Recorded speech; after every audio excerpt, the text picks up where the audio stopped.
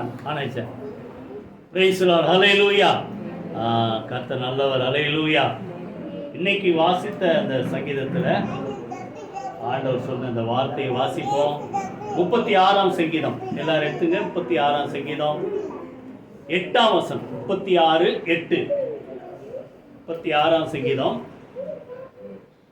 8ஆம் வசனம் நான் வாசிக்கிறேன், கவனிங்க. உமது ஆலயத்திலுள்ள சம்பூர்ணத்தினால் திருப்தி அடைவார்கள், உமது பேரின்ப நதியினால் அவர்கள் தாகத்தை தீர்க்கிறேன். ரெண்டு வார்த்தை இருக்குது. ரெண்டு வார்த்தை குறித்து சுருக்கமாக இன்னைக்கு பார்ப்போம். இன்னைக்கு ஆண்டவர் நமக்கு சொல்றது என்னன்னா, கவனிங்க. அவருடைய ஆலயத்தில் இருக்கிற சம்பூர்ணத்தினால், சொல்லுங்க எப்படிப்பட்ட ஆசீர்வாதம் இந்த உலகத்தில் கிடைக்காத ஒரு ஆசீர்வாதம் தேவ சமூகத்தில் உண்டு.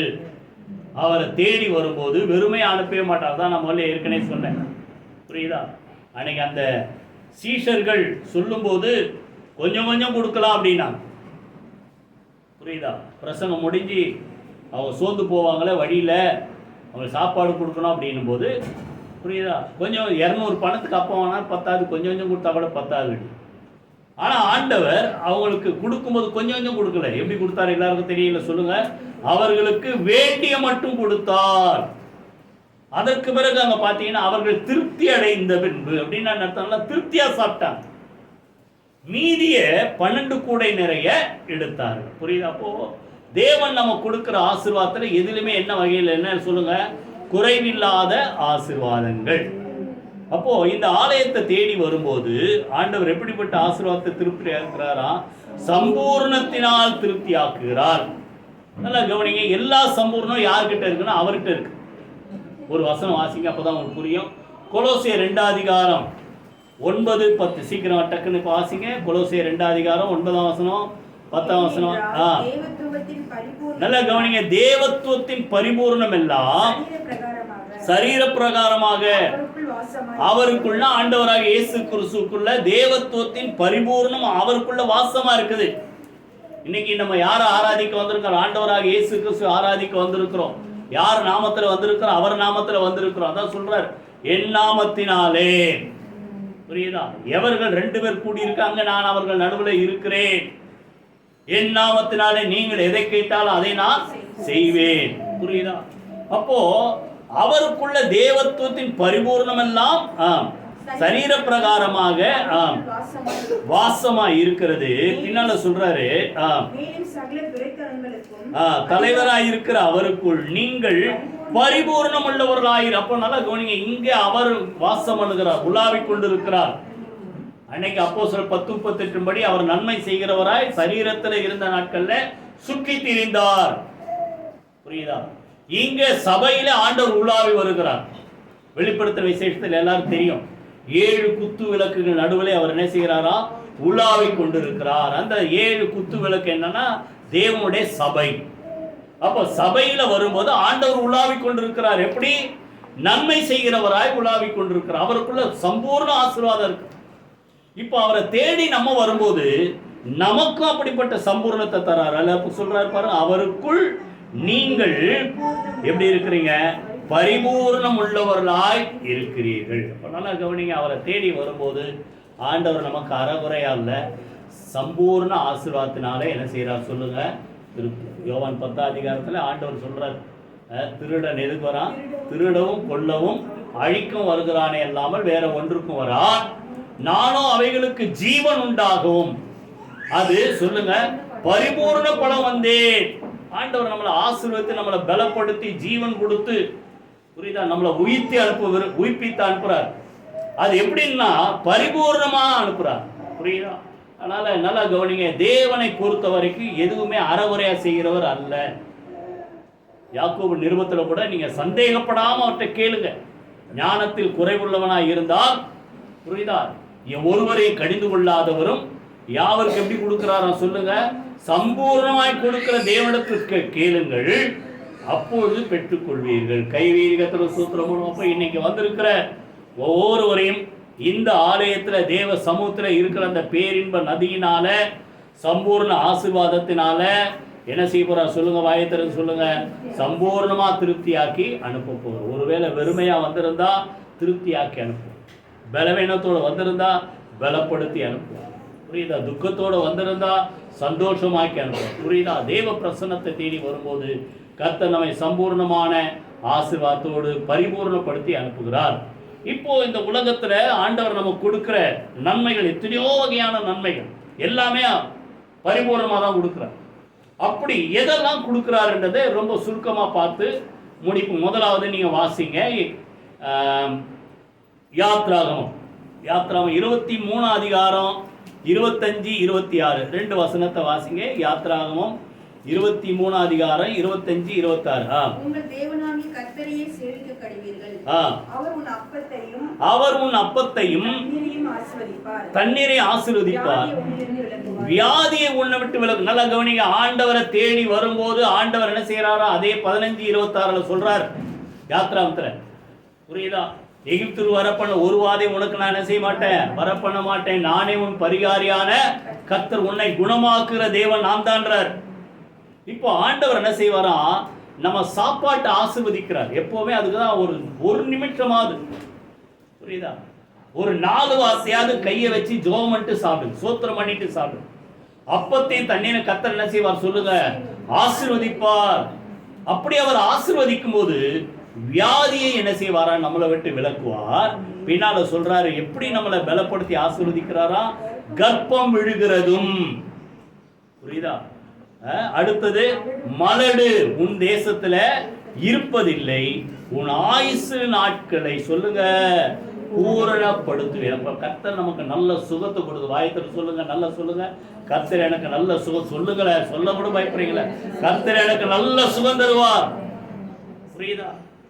91ஆம் சங்கீதத்துல நீடித்த நாட்களால் அவனை திருப்தியாக்குவேன். இங்க என்ன சொல்றாரு, உன் ஆயுசு நாட்களை நீ நல்ல சுகமா வாழ்வ. புரியுதா? ஆயுசு நாட்கள் ஆண்டவர் என்ன செய்வாரோ சொல்லுங்க, பூரணப்படுத்துவார். புரியுதா? ஒருவேளை அந்த ஆயுசு நாட்களுக்கு ஏதாவது ஒரு பிரச்சனை வரும்போது கர்த்தர் நமக்காக கிரியை செய்யும். புரியுதா? எசேக்கியா காலத்துல அந்த அருமையான, நீங்க அப்புறம் வீட்டில் வச்சு பாருங்க, 2 ராஜாக்கள் 20ஆம் அதிகாரத்தில் இருக்கு, ஏசாயா தீர்க்கதரிசி புஸ்தகம் 38ஆம் அதிகாரத்தில் இருக்கு. அப்போ எசேக்கியா நல்ல ஒரு மனுஷன். அப்போ அவன் வியாதி படுக்கையில் இருக்கும்போது ஆண்டவர் எல்லாருக்கும் தெரியும், நீ என்ன செய், வீட்டு காரியத்தெல்லாம் ஒழுங்குபடுத்தி, நீ என்ன செய்ய மாட்ட, வியாதியிலிருந்து பழைக்க மாட்டேன்னு சொல்லும் போது எசேக்கியா ஆண்டவர் நோக்கி ஒரு சின்ன ஜெபம். இப்போ நல்லா கவனிங்க, எந்த காரியம் வந்தாலும் ஜெபம் பண்றதை மறக்காது. புரியுதா? நம்ம பயப்படக்கூடாது, எந்த வந்தாலும் ஜெபம் பண்றதை மறக்கக்கூடாது.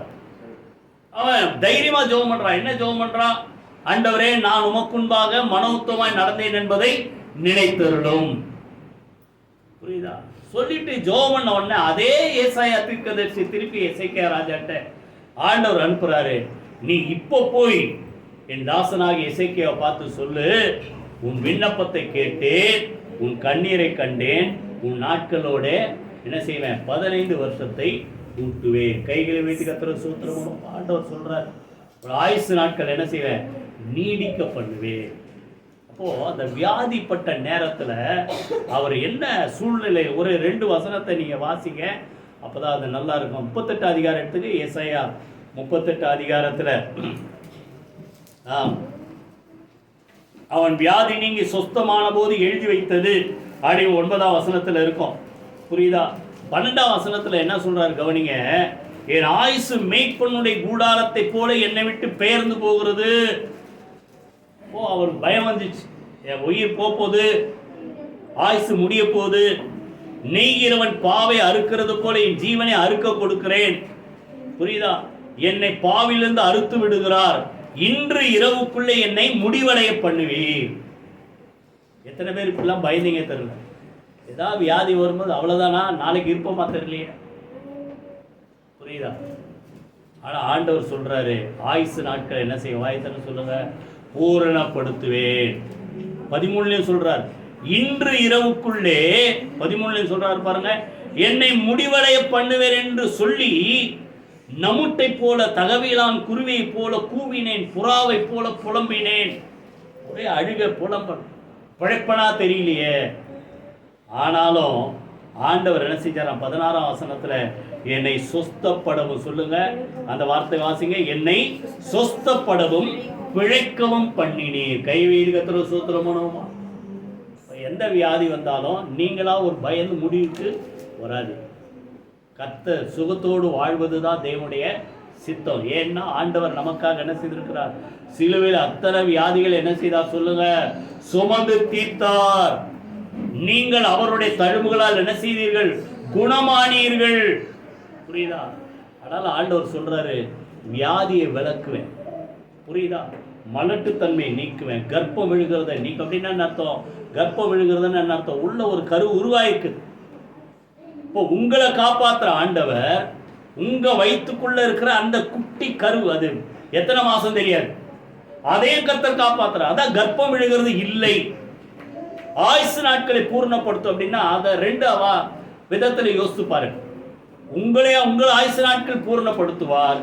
வயிற்றுக்குள்ள ஒரு பிள்ளை இருந்ததுன்னா அந்த பிள்ளையுடைய ஆயுசு நாட்களை பூர்ணப்படுத்தி பிறக்க வேண்டிய நேரத்துல சுகமாய் பெற்றெடுக்க ஆண்டவர் உதவி செய்வார். கைவீதி கர்த்தருக்கு ஸ்தோத்திரம் பண்ணுவோமா? இப்போ ஆண்டவர் சொல்றாரு, எதை முதல்ல பூர்ணப்படுத்துறாரா சொல்லுங்க? நீடித்த நாட்கள், ஆயுசு நாட்கள். புரியுதா? பலவீனத்தை நீக்கிறார், வியாதியை நீக்கிறார், அப்பத்தை தண்ணீரை ஆசீர்வதிக்கிறார். புரியுதா? அவர் நம்மளை ஆசீர்வதித்து நீடித்த நாட்களை திருப்தி ஆக்குறார். அது காரணம் 91ஆம் சங்கீதத்துல என்ன சொல்றார்? அவன் என்னிடத்தில் வாஞ்சையா இருக்கிறபடினால். ஆயுசு நாட்கள் பூர்ணமா இருக்கணும், நீடித்த நாட்களா வாழணும்னா ஒண்ணு நல்லா கவனிங்க, ஆண்டவர் மேல பிரிய வைங்க. கை வைத்து சொல்லுங்க, அவன் என்னிடத்தில் சொல்லுங்க வாஞ்சையா இருக்கிறபடினால். உங்க ஆசை யார் மேல இருக்குது சொல்லுங்க? உலகத்து மேலையா இல்ல தேவன் மேல? யாக்கோபு நிறுவத்தில் ஆண்டவர் சொல்ற, உலக சிநேகம் தேவனுக்கு விரோதமான பகை. ஓ, ஆண்டவர்கிட்ட நீங்க வாஞ்சையா இருந்தா உங்க ஆயுசு நாட்கள் நீடித்திருக்கும். இரண்டாவது, தகப்பனும் தாயையும் கனம் பண்ணுவாயாக என்பது, புரியுதா, வாக்குத்தத்தம் உள்ள முதலாவது கற்பனை. அப்போ நீங்க தகப்பனையும் தாயும் கனம் பண்ணா, புரியுதா, உன் வாழ்நாள் என்ன செய்யுமா? நீ நல்லா இருப்ப, உன் வாழ்நாட்கள் நீடித்திருக்கும். எபேசியர் 6:1 நீங்க 3ஆம் வசனம் வரைக்கும் நீங்க எழுதிங்க. புரியுதா? ஆண்டவர் சொல்றார், பிள்ளைகளே உங்கள் பெற்றோருக்கு எல்லா வகையிலும் என்ன செய்யுங்க? கர்த்தருக்குள் கீழ்ப்படியுங்க. புரியுதா? நீ நல்லா இருக்கணும், உன் ஆயுசு நாட்கள் நீடித்து இருக்கணும்னா யாரை கனம் பண்ணணும்? வாயத்தர சொல்லுங்க. உங்க அப்பா அம்மா இருந்தாலும் சரி, இருக்கும்போது கனம் பண்ணுங்க. இன்னைக்கு நிறைய பேர் பிரச்சனை தெரியுமா? இருக்கும்போது கனம் பண்ணவே மாட்டான். அதுக்கப்புறம் போய் அம்மா அப்படின்ட்டு கல்லறையில் போய் அழுவாங்க. புரியுதா? இருக்கும்போது கனம் பண்ணுங்க, இருக்கும்போது கீழ்ப்படி. புரியுதா? உன் ஆயுசு நாட்கள் நல்லா இருக்கணும், நீடித்து இருக்கணும். நீ நல்லா இருக்கணும்னா தகப்பனின் தாய் என்ன செய்ய? வாயத்தர சொல்லுங்களேன், கனம் பண்ணுவாயாக. புரியுதா? ரெண்டாவது, நீ ஆயுசு நாட்கள் நீடித்து இருக்கணும். நான் நல்லா கவனிங்க, வேதத்தை வாசி. இதுவே அவர்கள் உடலுக்கெல்லாம் ஆரோக்கியமா. 4ஆம் அதிகாரம் நீதிமொழிகள்ல 22 நினைக்கிறேன் அதுல இருக்கும். உடலுக்கெல்லாம் ஆரோக்கியம், இதுதான் அவர்களுக்கு ஜீவன். புரியுதா? டெய்லி 3 வேளையோ 4 வேளையோ சாப்பிட்றோம் இல்ல? தவறாம சாப்பிட்றீங்க, வேதத்தை வாசிக்கிறீங்களா? இதான் உடலுக்கு ஆரோக்கியம், இதான் ஜீவன். புரியுதா? இது எனக்கு ஜீவனா இருக்கிறது என்றார் ஆண்டவர். புரியுதா? நல்லா கவனிங்க. அப்போ ஆயுசு நாட்கள் நீடித்திருக்கணும்னா வேதத்தை வாசிங்க, ஆண்டவர் மேல வாஞ்சையா இருங்க, தாய் தகப்பனை கனம் பண்ணுங்க. இன்னும் ஒன்று சொல்லிட்டு அடுத்தது போறேன். உபாகமம் 25ஆம் அதிகாரம் ஒரு வசனம் வாசிங்க. 15-16 வாசிங்க. உபாகமம் 25ஆம் அதிகாரம் 15ஆம் வசனம் 16ஆம் வசனம்.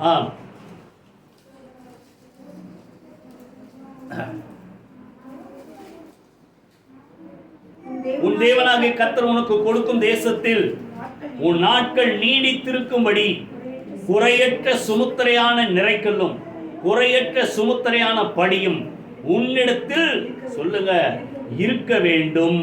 இப்படிப்பட்ட அநியாயத்தை செய்கிறவன் தேவனாகிய கர்த்தருக்கு அருவருப்பானவன். நல்லா கவனிங்க, குறையற்ற தராசு, குறையற்ற படிக்கல் இருக்கணும்.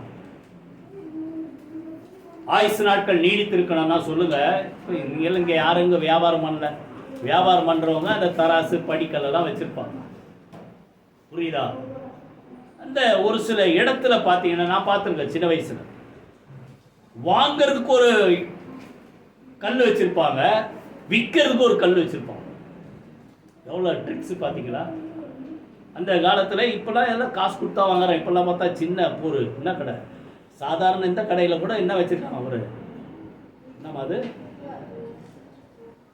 கியூஆர் கோட் அந்த ஸ்கேன் பண்ணி காசு கொடுத்துட்றாங்க. எல்லாரும் வச்சுருக்காங்க. அந்த என்னது இந்த சமோசா விற்கிறவங்க கூட அதை வச்சுருக்கிறான். அப்போ எல்லா மளிகை கடையிலும் இப்போ இருக்கும். அந்த காலத்தில் பார்த்தீங்கன்னா காசு கொடுத்து வாங்கணும்னு நினைப்பேன். அந்த நான் போன கிராமத்தில், நான் சொல்கிறது 55 வருஷத்துக்கு முன்னாடி, அப்போ காசு கொடுத்து வாங்க மாட்டாங்க. என்ன பண்ணுவோம், அந்த ஊரில் நிறைய விளையும், மிளகா விளையும். நான் பார்த்துருக்கேன். மிளகா கொண்டு வந்து மளிகை கடையில் கொடுத்துருவாங்க. அவன் என்ன பண்ணுவான், எடை போட்டு வாங்கிட்டு அதுக்கு ஈக்குவலாக காசு வேற காசு கொடுப்பான். இல்லைன்னா அதுக்கு ஈக்குவலாக அரிசி அதெல்லாம் கொடுப்பான். மிளகா விளையும், பருத்தி விளையும், இப்படி நிறைய வரும். அப்போது வாங்குகிற பொருளுக்கு ஒரு கல் வச்சுருப்பான். நான் நினைக்கிறேன் ரொம்ப வெயிட்டாக இருக்கும் பொருள், 1 கிலோன்னா ஒரு 1,000 கிலோ வாங்கிட்டு வரும். விற்கிற பொருளுக்கு ஒரு கல் வச்சிருப்பான். புரியுதா? அப்போது அவன்கிட்ட ரொம்ப வாங்கிட்டு இவன் விற்கிறத கொஞ்சமாக கொடுப்பான். சரி, இது நமக்கு புரியாத விஷயம், இது நம்ம செய்யாத விஷயம், அதை விட்டுருங்க. இப்போ இது எப்படின்னா, சுமத்திரையான கல் சுமத்திரையான தராசுனா, புரியுதா? உங்க குடும்பத்துக்கு ஒரு காரியம் வந்தா ஒரு யோசனை, ஒரு வார்த்தை, புரியுதா? அதான் நம்ம ஊர்ல ஒரு வார்த்தை சொல்லுவாங்க. என்ன சொல்லுவாங்க? மாமியார் உடைச்சா தெரியாதா? மாமியார் உடைச்சா பொன் குடம், மருமக உடைச்சா மண் குடம். மாத்தி சொல்லிட்டனும். அதாவது மருமக உடைச்சா, சாரி, மாமியார் உடைச்சா மண் குடம், மருமக உடைச்சா பொன் குடம். புரியுதா? மாமியார் செய்தெல்லாம் ஒரு விஷயமா? நீங்க நிறைய பேர் பாருங்க, இதெல்லாம் சொல்லுவோம், இதெல்லாம் ஒரு விஷயமா? அவன் செஞ்சா அதெல்லாம் ஒரு விஷயமே இல்லை. அதே அடுத்தால் செஞ்சா என்ன எப்படி பண்ணிட்ட? இப்போ தனக்கு ஒரு நீதி, அடுத்தவருக்கு ஒரு நீதி. எத்தனை பேர் புரியுது? இதான் என்ன வேணுமா? சுமுத்திரையான தராசு, சுமுத்திரையான நிறைக்கல். இல்லைன்னா இன்னும் சொல்லப்போனால், சாதாரணமாக சொல்லப்போனால், உங்கள் வீட்டில் பொண்ணு இருக்குது, மருமகளும் இருக்குது அப்படின்னா, பொண்ணுக்கு ஒரு நீதி, யார் சொல்றது? மருமகளுக்கு ஒரு நீதி. புரியுதா? அவங்களுக்கு ஆமா 2 இருக்கு, இவங்களுக்கு வெறும் மருமகளா இருக்குது. சரியா? அப்போ பொண்ணுக்கு ஒரு நீதி, மருமகளுக்கு ஒரு நீதி. இதுதான் என்னது வேணும்ன்றார் ஆண்டவர். சுமுத்திரையான கல், எல்லாருக்கும் ஒன்னா பாருன்றார். புரியுதா? இப்படி இருந்தா உன் ஆயுசு நாட்கள் என்ன செய்யுமா? நீடிது. அப்ப எல்லார்ட்டையும் சமமா நடந்துங்க. தாய் தகப்பனை கணமனு. சரி, நேரம் இல்லை, இந்த ஒருதிலே சொல்றார் ஆண்டவர், ஆயுசு நாட்களை பூர்ணப்படுத்துவேன், வியாதியை உன்னை விட்டு என்ன செய்வேன்? விளக்குவேன். 2வது சொல்றாரு, எதை சம்பூர்ணமா தராரு? 1 தீமோத்தேயு 6:17-18 வாசிங்க. 1 தீமோத்தேயு 6:17-18 வாசிங்க. இந்த உலகத்திலே ஐஸ்வர்யம் உள்ளவர்கள் இருமாப்பான சிந்தை உள்ளவர்களா இராமல், நிலையற்ற ஐஸ்வர்யத்தின் மேல் நம்பிக்கை வையாமல், நாம் அனுபவிப்பதற்கு சகலவித நன்மைகளையும் நமக்கு சம்பூர்ணமாய் கொடுக்கிற ஜீவனுள்ள தேவன் மேல் நம்பிக்கை வைங்க. அப்ப இந்த உலகத்துல நீங்க அனுபவிப்பதற்கு, புரியுதா? அப்படி அனுபவிப்பதற்கு இந்த உலக பிரகாரம் எல்லாம் தேவை. முதல்ல இருக்க ஒரு இடம் தேவை, இல்லைன்னா வாடகை எக்கச்சக்கமா கேட்கறாங்க இல்லையா? அப்போ இருக்க ஒரு இடம் தேவை. அப்புறம் என்ன தேவை? சாப்பிட சாப்பாடு தேவை, ட்ரெஸ்ஸு தேவை, பிள்ளைங்க படிக்கணும், படிப்பு தேவை. இப்படி உலகத்துல நீங்க உங்க பிள்ளைங்க நல்லா சகல விதத்தையும் சம்பூர்ணமா அனுபவிப்பதற்கு எல்லா நன்மையும் கொஞ்சம் கொடுக்கிறவர் இல்லை. நம்முடைய ஆண்டவர் எப்படி கொடுக்கிறாரா சொல்லுங்க? இந்த உலகத்திலே நீங்கள் அனுபவிப்பதற்கு எல்லாவித நன்மை எப்படி கொடுக்கிறாரா? சம்பூர்ணமாய் கொடுக்கிற தேவன் மேல நீங்க நம்பிக்கை வைங்க. நீங்க நிறைய பேர் என்ன நினைக்கிறாங்க, எனக்கு ஒரு நல்ல வேலை இருக்கு, அதை வச்சு நான் பழிச்சுக்குவேன். அப்படி இல்லை. அந்த ஐஸ்வர்யத்தை சம்பாதிக்க பலன் கொடுக்கிற ஆண்டவர் நம்முடைய ஆண்டவர். இன்னும் சொல்ல போனா அந்த வேலையை உங்களுக்கு கொடுத்தவரே ஆண்டவர் தான். அவர் இல்லாம ஒன்றும் நடக்காது. இந்த உலகத்துல எத்தனையோ இடத்துல பாருங்க, பெரிய பெரிய படிப்படிச்சவங்க எவ்வளவு குறைஞ்ச சம்பளத்துல இருக்கிறான்.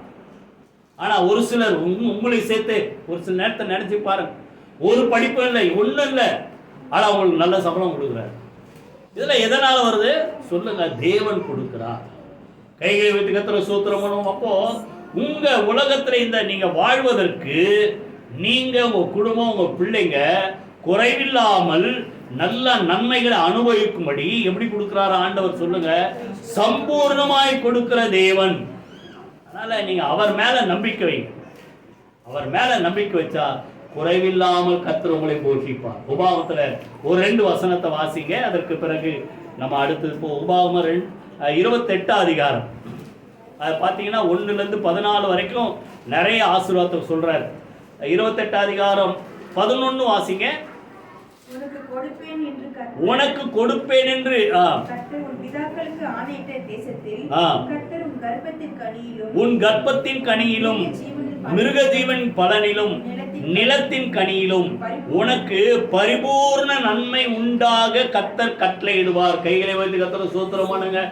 நீ கைட்டி செய்கிற வேலைகள், உன் பிள்ளைங்க கர்ப்பத்தின் கனி, மிருகத்தின் கனினா வீட்டில் இருக்கிற மிருக ஜீவன், அவர்களுக்கு அதெல்லாம் ஆஸ்தி. யோபுக்கு பார்த்தா ஆயிரக்கணக்கான ஆடுகள், மாடுகள், ஒட்டகங்கள் எல்லாம் இருந்தது. அப்போ இதை எல்லாவற்றையும் கர்த்தர் எப்படி இருக்கிறாரா? எல்லாவற்றிலும் அந்த நிலத்தின் கனி, கர்ப்பத்தின் கனி எல்லாவற்றிலும் பரிபூர்ண நன்மை உண்டாக கர்த்தர் கட்டளையிடுவார். கையில வைத்து கர்த்தரை ஸ்தோத்திரம் பண்ணுவோம். அதுக்கு முன்னாடிலாம் சொல்றார், கூடையும் மா பிசைகிற உன் தொட்டியும் ஆசீர்வதிக்கப்பட்டிருக்கு. அப்படின்னா என்ன அர்த்தம்? மா பிசைகிற தொட்டி காலியா இருக்காது, கூடை காலி. அவங்க கூடையில் வச்சாங்க, நீங்கள் எதில் வச்சுருக்கீங்க? டப்பாவில் வச்சுருக்கீங்களா இல்லை கபோர்டில் வச்சுருக்கீங்களோ தெரியல. குறைவில்லாமல் நமக்கு சம்பூர்ணமான நன்மையினால் நம்மை திருப்தியாக்குற ஆண்டவர். அப்படி நம்ம கொடுக்கும்போது அடுத்தது அந்த 12ஆம் வசனம் வாசிங்க.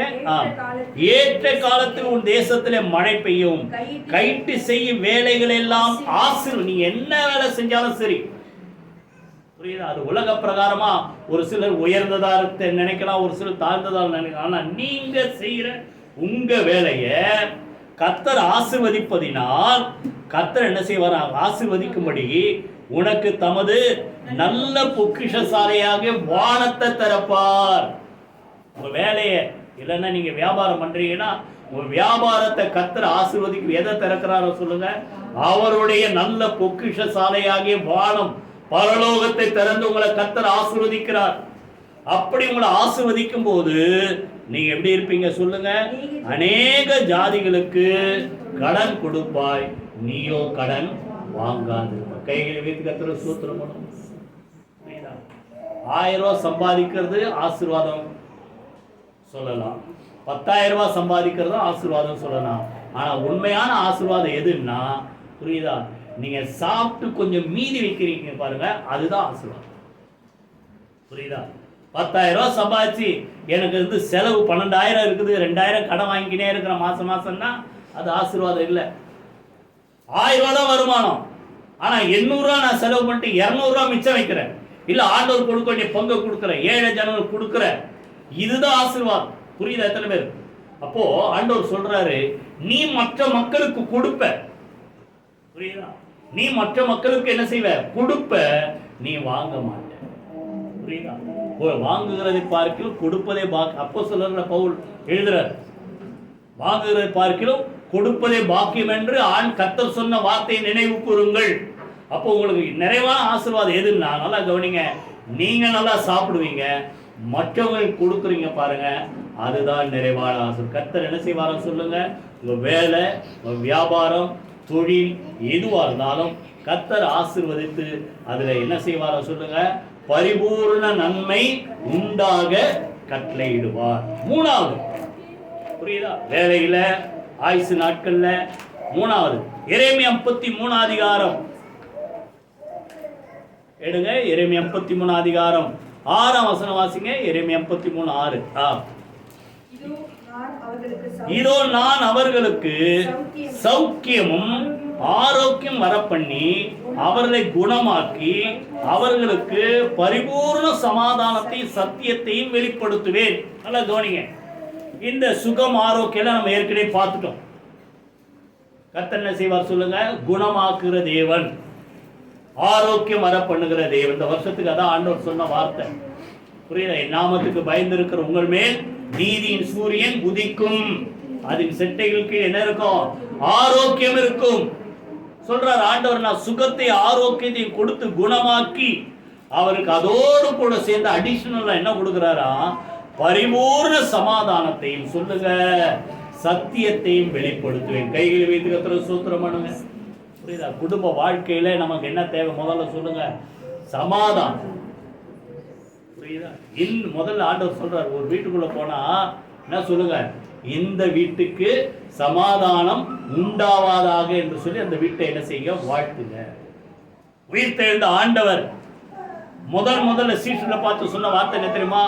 உங்களுக்கு சமாதானம். ஏன்னா அவங்க பயந்து நடுங்கிட்டு இருக்காங்க, கதவெல்லாம் பூட்டிக்கிட்டு என்ன நடக்குமா தெரியல, ஆண்டவரை காணமே அப்படின்னு. உள்ள வந்த ஆண்டவர், உயிர்த்தெழுந்த ஆண்டவர் முதல்ல சொன்ன வார்த்தை என்ன சொல்லுங்க? உங்களுக்கு சொல்லுங்க சமாதானம். இங்க வந்திருக்கிற ஒவ்வொருவருக்கும் ஆண்டவர் சொல்றார், ஒருவேளை ஏதாவது குறித்து பயந்து நீங்க நடுங்கலாம், எதுக்கும் பயப்படாதீங்க. ஆண்டவர் சொல்றார் எப்படிப்பட்ட சமாதானம் சொல்லுங்க? பரிபூர்ண சமாதானம். ரெண்டாவது சொல்றாரு சத்தியத்தை வெளிப்படுத்து. அப்படின்னா அர்த்தம், அந்த சத்தியத்துல ஒரு சமாதானம். 119 சங்கீதம் 165 வசனம், வேதத்தை நேசிக்கிறவர்களுக்கு சொல்லுங்க, அவருக்கு எப்படின்னா மிகுந்த சமாதானம் இருக்கும். பைபிளை படிக்க படிக்க படிக்க உள்ள இருக்கிற பயம், கவலை, கலக்குங்க. நீங்க நிறைய பேருக்கு ஏன் அப்படியே ஒரு மாதிரி இடிஞ்ச மாதிரி உட்கார்ந்துருக்காங்க தெரியுமா? ஒரு சிலர் பார்த்தா அப்படியே எல்லாத்தையும் பறி கொடுத்த மாதிரி இருப்பாங்க, மனசுல நிம்மதி இல்லை. காரணம் என்ன தெரியுமா? ஏதாவது பயம், மனசுல கவலை. ஆண்டவர் என்ன சொல்றாரு?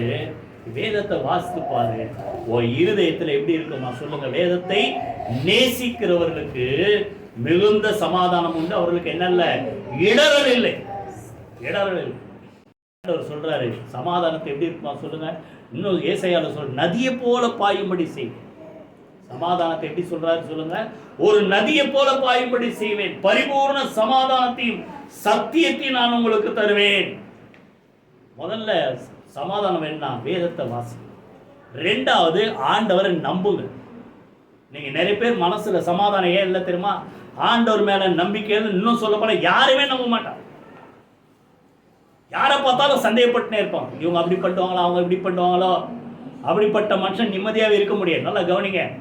ஆண்டவரை நம்ம அதுக்காக நீ மனுஷனெல்லாம் நம்ம நான் அப்படி சொல்லலை, சும்மா பயந்து சாவாரிங்க. சுருக்கமா சொன்னா அதான்.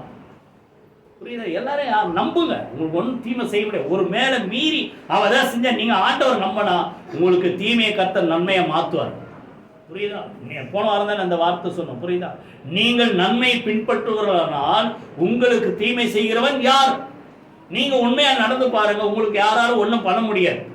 ஆனாலும் அவன் அப்படி பண்ணிட்டுவானா, இதை அப்படி பண்ணுவானான்ட்டு பயந்து பயந்து பயந்து இருக்கிற சமாதானத்தை கெடுத்துறாங்க. புரியுதா? அப்போ நம்புறவங்களுக்கு என்ன வந்து சொல்லுங்க. அதான் ஏசாயால திருப்பி சொல்றாங்க 26:3. எல்லாருக்கும் எனக்கு தெரிந்த, எனக்கு பிடித்த ரொம்ப அருமையான ஒரு வார்த்தை. உண்மை உறுதியாய் பற்றி கொண்ட மனதை உடையவர். சொல்லுங்க, உண்மையே வேற எதுவும் இல்ல, அவரையே நம்பி இருக்கிறபடியினால் நீர் அவனை சொல்லுங்க பூர்ண சமாதானத்துடன் காத்துக்கொள். அப்போ தேவன் நமக்கு கொடுக்கிற சமாதானம் பரிபூர்ண சமாதானம். வேதத்தை நேசிக்கிறவங்க, அடுத்தது ஆண்டவரை நம்புறவங்களுக்கு, மூணாவது ஜெபம் பண்ணுங்க. புரியுதா? நீங்கள் ஒன்றுக்கு வாய்த்தன்னு சொல்லுங்களேன், ஒன்றுக்கும் கவலைப்படாமல். புரியுதா? எல்லாவற்றையும் குறித்த உங்கள் விண்ணப்பங்களை சோத்திரத்தோடு கூடிய ஜெபத்தினாலும் வேண்டுதலினாலும் யாருக்கு தெரியப்படுத்துங்க? தேவனுக்கு தெரியப்படுத்துங்க. தேவனுக்கு தெரியப்படுத்துற வரைக்கும் அந்த பிரச்சனை, அந்த அழுத்தம் உங்க மனசுலயே இருந்து உங்களை நிம்மதியா வாழ விடாது. புரியுதா? ஜோமணி சோத்திரமணி ஆண்டவருக்கு தெரியப்படுத்துங்க. எங்க போச்சுன்னே தெரியாது. இது நிறைய பேர் சொல்லியிருக்காங்க. எவ்வளோ பாரம் இருந்தது, நான் ஜோமண்ண எங்க போச்சுன்னு தெரியல, எங்க போயிடுச்சு காணாம. புரியுதா? தேவனுக்கு தெரியப்படுத்துங்கள். அப்பொழுது சொல்லுங்க, எல்லா புத்திக்கும் மேலான தேவ சமாதானம். இதுதான் புரிஞ்சுக்கவே முடியாது. இவ்வளோ கவலையா இருந்து, இவ்வளோ பாரமா, இவ்வளோ பயமா இருந்து இப்ப நல்லா இருக்கிறேன். என்ன ஜெபம் பண்ண ஆண்டவர் எல்லாத்தையும் எடுத்துட்டார். தேவ சமாதானம் உங்கள் இருதயங்களின் சிந்தைகள் என்ன செய்யுமா சொல்லுங்க? கிறிஸ்துவுக்குள் கீழ்ப்படுத்தும். புரியுதா? ஆண்டவர் சமாதானத்தை எப்படி கொடுக்கிறார் சொல்லுங்க? தேவ சமாதானத்தை சம்பூர்ணமாய் கொடுக்கிறவர். கடைசியா இன்னும் 2 ரொம்ப சுருக்கமா பார்த்து முடிச்சிருவோம். சங்கீதத்துல 16 சங்கீதம் 11 வசனம். யாரோ ஒருத்தர் வாசிங்க, எல்லாருக்கும் தெரிஞ்ச வார்த்தை தானே. 16:11. வாசிங்க 16:11. ஜீவ மார்க்கத்தை எனக்கு தெரியப்படுத்துவீர், உம்முடைய சமூகத்தில் பரிபூர்ண ஆனந்தமும் உம்முடைய வலது பார்சத்தில் நித்திய பேரின்பமும் உண்டு. அவர் சமூகத்தை தேடி வரும்போது பாட்டு, அப்பா வீட்டில் எப்போதும் சந்தோஷம், எப்போதுமே சந்தோஷம் தான். அப்பா பிரிஞ்சு போனா சந்தோஷம் இல்லை, ஆண்டவரை பிரிஞ்சு போனா ஒன்றும் இல்லை, குறைவு, பசி, பட்டினி, நிம்மதி இல்லை, பயம். புரியுதா? தேவனை தேடி வாங்க, எப்பவுமே சமாதானம், சந்தோஷம். அவருடைய சமூகத்தில் அவரை தேடி வந்து ஆராதிக்கும் போது சொல்லுங்க, அவருடைய சமூகத்தில் எப்படிப்பட்ட ஆனந்தம் சொல்லுங்க? பரிபூர்ண ஆனந்தம். இது வேற எங்கேயுமே கிடைக்காது. புரியுதா? ₹1,00,000 கொடுத்தாலும் இந்த சந்தோஷம் கிடைக்காது. புரியுது? ஒருவேளை நீங்க என்ன சொல்றது, அது இல்லை இது இல்லைன்னு கூட இருக்கலாம், ஆனா மனசுல ஒரு சமாதானம், மனசுல ஒரு சந்தோஷம் இருக்கு. என்ன தெரியுமா? கர்த்தர் கொடுக்கிற சந்தோஷம். அதனால அந்த சங்கீதத்துல 4ஆம் சங்கீதம், அவர்களுக்கு அப்படின்னு அர்த்தம், தேவனை அறியாத மக்களுக்கு தானியமும் திராட்சரசமும் பெருகி இருக்கிற காலத்தின் சந்தோஷத்தை பார்க்கிலும். அப்படின்னா உலகத்து மக்களுக்கு பர்ஸ் நிறைய காசு இருந்தாதான் சந்தோஷம் இல்ல, பீரோ நிறைய துணி இருந்தாதான் சந்தோஷம் இல்ல, அது இருந்தாதான் சந்தோஷம், இது இருந்தாதான் சந்தோஷம். உங்களுக்கு அப்படி இல்ல, அதுக்காக ஆண்டவர் உங்களை ஓட்டாண்டியா வைப்பார் அப்படி சொல்லல. புரியுதா? பவுல் சொல்ற மாதிரி எந்த நிலைமையில இருந்தாலும் சொல்லுங்க, நான் மனரம்யமா இருக்க கற்றுக்கொண்டேன். புரியுதா? நான் கற்றுக் கொடுக்கப்பட்டேன்றார், இன்னும் சொல்லப்படும் போதிக்கப்பட்டேன். கர்த்தர் அப்படிலாம் நடத்தி இருக்கார். புரியுது? அப்போ அவர்களுக்கு, உலகத்து மக்களுக்கு இதெல்லாம் இருந்தாதான் சந்தோஷம். இதை விட பெரிதான மேலான சந்தோஷத்தை ஆண்டவர் என் இருதயத்திலே தந்தார். அப்போ சந்தோஷம் என்பது நம்ம கையில இருக்கிறத வச்சு இல்ல. புரியுதா? அந்த சந்தோஷம்ன்றது அந்த பரிசுத்த ஆவியினால் உண்டாகிற நம்பிக்கையினாலே வருகிற சந்தோஷம். நடக்கல ஆனா கர்த்தர் நடத்துவார் சந்தோஷம், கிடைக்கல ஆனா கர்த்தர் தருவான்ற சந்தோஷம். புரியுதா நான் சொல்றேன்? எத்தனை பேர் புரியுது? ஆண்டவர் சொல்றாரு, நீங்க வந்து என்கிட்ட ஜெபம் பண்ணுங்கன்றார். நீங்கள் இதுவரைக்கும் நாமத்தினால ஒன்றும் கேட்கல. அப்ப நீங்க நினைக்கிறீங்க, இவ்வளவு நாள் ஜெபம் பண்ணதெல்லாம் அப்ப சரியா ஜெபம் பண்ணல, ஒன்றும் கேட்கவில்லை. நீங்க கேளுங்க, அப்பொழுது உங்கள் சந்தோஷம் நிறைவாயிருக்கும்படி பெற்றுக்கொள்வீர்கள். கைகளை வைத்து கர்த்தரை ஸ்தோத்திரம் பண்ணுவோமா? புரியுதா? அப்போ தேவன் கொடுக்கிற சந்தோஷம் எப்படி?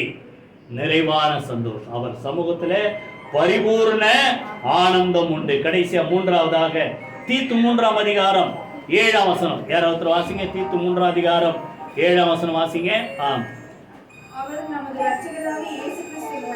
அவர் நமது இரட்சகராக இயேசு கிறிஸ்து மூலமாய் அந்த பரிசுத்த ஆவியை நம்மேல் சம்பூர்ணமாக பொழிந்தருளினார். கைகளை வைத்து கர்த்தரை ஸ்தோத்திரம் பண்ணுவோமா?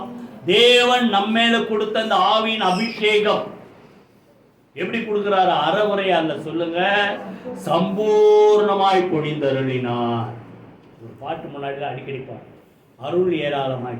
அதுல ஒரு வார்த்தை, அற்பமாய் சொற்பமாய் அல்ல திரளாய் பெய்யட்டுவேன். தேவன் நம்ம மேல கொடுத்த அந்த பரிசுத்தாவின் அபிஷேகத்தை எப்படி கொடுக்கிறாரா? சொல்லுங்க, சொல்லுங்க, சம்பூர்ணமாய் கர்த்தர் நம்ம மேல பொழிந்தருளினார், ஊத்துறாரு அபிஷேகம்.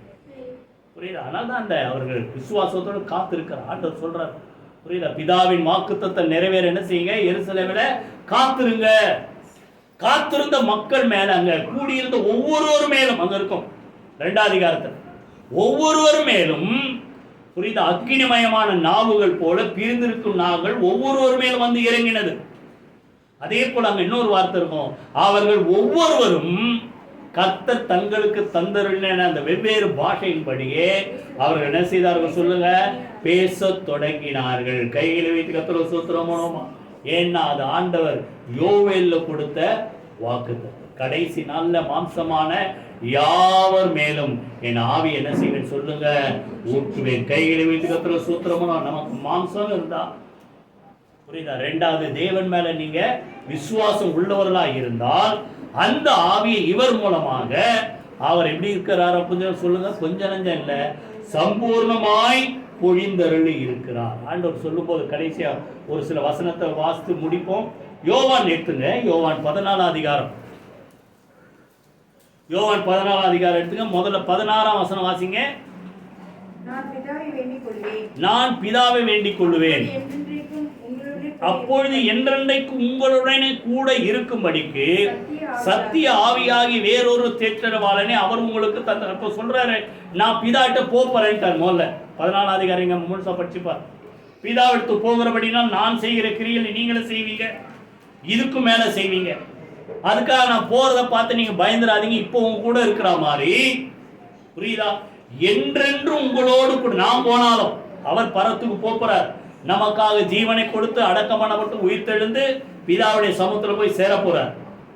புரியுதா? அவர் இல்லைன்னு நீங்க கவலைப்படாதீங்க. அவர் என்ன செய்வார்? என்ன போல வேறொரு தேற்றரவாளனை உங்க கூடவே. அவர் சொல்றார், இந்த வார்த்தை வாசிங்க, என்றென்றைக்கும். சொல்லுங்க, என்றென்றைக்கும் உங்களுடனே கூட இருக்கும்படி சத்திய ஆவியாகிய வேறொரு தேற்றரவாளனை அவர் உங்களுக்கு என்ன செய்வார்? சொல்லுங்க, உலகம் அவரை அறியாது. 17 சொல்றார், அவர் உங்களுடனே வாசம் பண்ணி உங்க கூடவே இருக்கிறார். அடுத்தது, உங்களுக்குள்ளே இருப்பதால் நீங்கள் அவரை அறிவீர்கள். சம்பூர்ணமா இந்த ஆவியை நமக்கு என்ன செய்தாரா? தேவன் பொழுதறினார். அவர் உங்க கூட இருக்கிறார். அடுத்து சொல்லுங்க, நமக்குள்ளே இருக்கிறார்.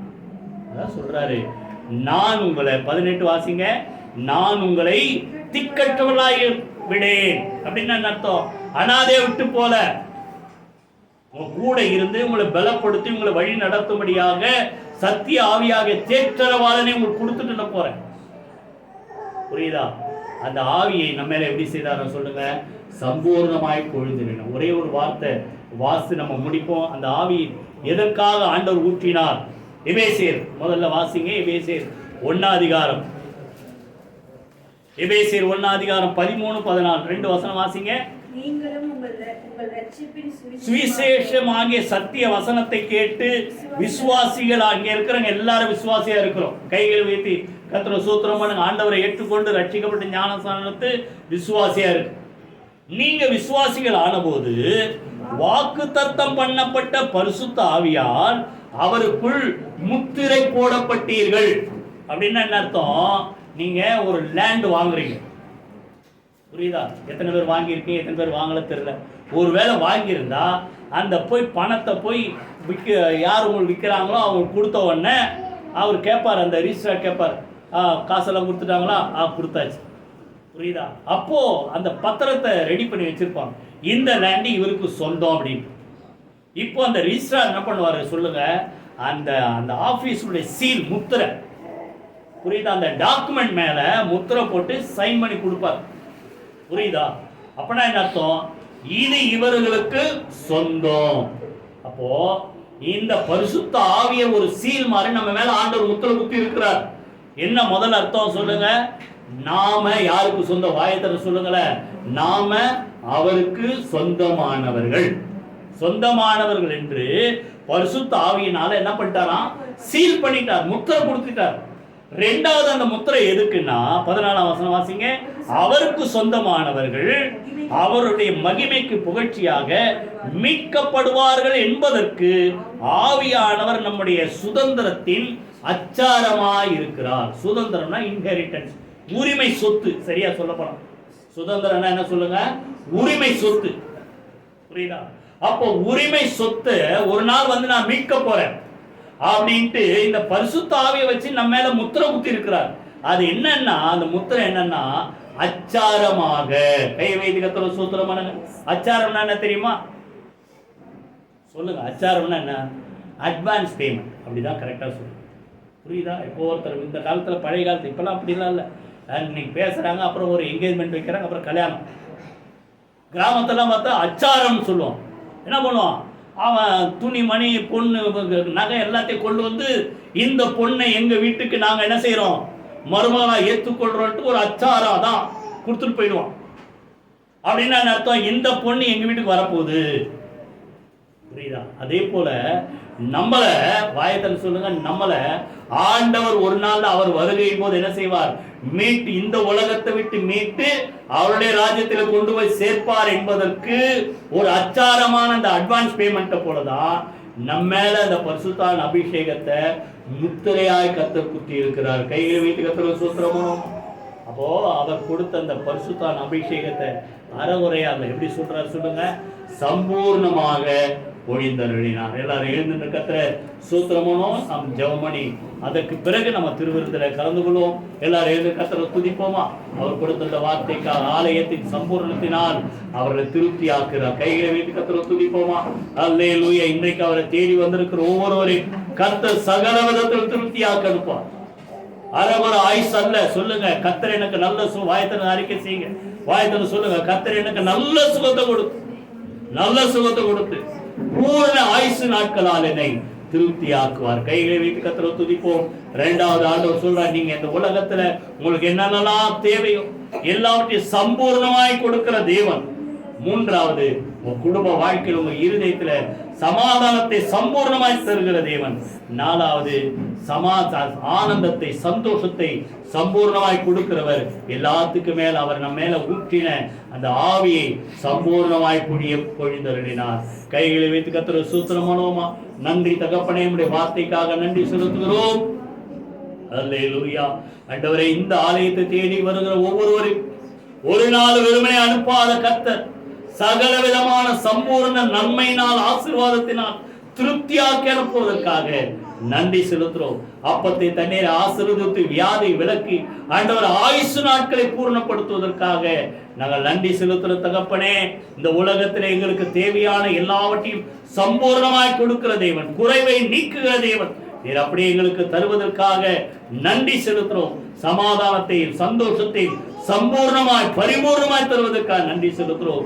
எங்கள் மேல் ஊற்றப்பட்ட அந்த பரிசுத்த ஆவியை சம்பூர்ணமாய் பொழுந்தருளி நாங்கள் உமக்கு சொந்தமானவர்கள், உடைய வருகையின் போது எங்களை மீட்டெடுப்பின்னு சொல்ல ஒரு நம்பிக்கை எங்களுக்கு தந்ததுக்காக நன்றி செலுத்துறோம். ஒவ்வொருவரை கர்த்தரபடியாக பரிபூர்ண நன்மை நான் திருப்தியாக்கி அனுப்புவரேன். நாமம் மகிமைப்படுத்தும். இயேசு கிறிஸ்து ஜீவனுள்ள ஜெயமுள்ள நாமத்தில் ஜெபிக்கிறோம் நல்ல பிதாவே. ஆமென், ஆமென். நம்முடைய கர்த்தராகிய இயேசு கிறிஸ்து கிருபை, பிதாவாகிய அன்பும் பரிசுத்த ஆவியானவருடைய அன்யோன்ய ஐக்கியமும் நம் அனைவரோடு சகல பரிசுத்த அனைவரோடும் ஆண்டவராகிய இயேசு கிறிஸ்து வருகப்பட்டு இருப்பதாக. ஆமென். என் ஆத்துமாவே கர்த்தரை ஸ்தோத்திரி, என் முழுமையுடைய பரிசுத்த நாமத்தை ஸ்தோத்திரி. என் ஆத்துமாவே கர்த்தரை ஸ்தோத்திரி, அவர் செய்த சகல உபகாரங்களை மறவாதே. ஆமென், ஆமென், ஆமென். ஹல்லேலூயா. Praise the Lord. Hallelujah. God bless you.